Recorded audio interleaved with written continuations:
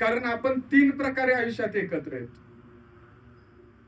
कधीही बघा, रक्ताच्या नात्यानं, गरजेच्या नात्यानं आणि भावनेच्या नात्यानं.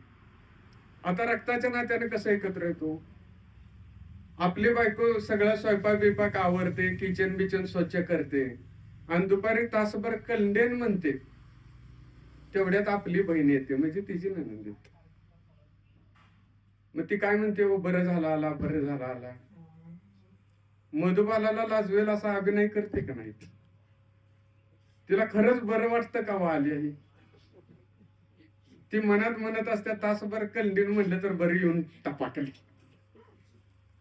हे रक्ताचं नातं झालंय का नाही? आपल्याला आपल्या बहिणीकडे जा म्हणलं तर आपण काय म्हणतो, परवा आलती की आता कवा जावं, दिवाळी आता द्यायची पहिल्यासारखे राहिल्या का? आणि ह्या वयात सुद्धा मेहुणीकडे जा म्हणलं की लगे डाय करून जातो.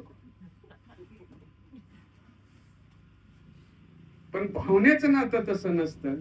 भावनेच्या नात्यानं आपण एकमेकाशी एकरूप झालेला असतो आणि ते स्नेह संमेलनाच्या निमित्तानं, स्नेह मेळाव्याच्या निमित्तानं आपण एकत्र येतो. म्हणून तुमचं कौतुक आहे की वयाच्या 65व्या वर्षी सुद्धा तुम्हाला एकत्र यावं वाटलं, हे निश्चितपणे कौतुक आहे.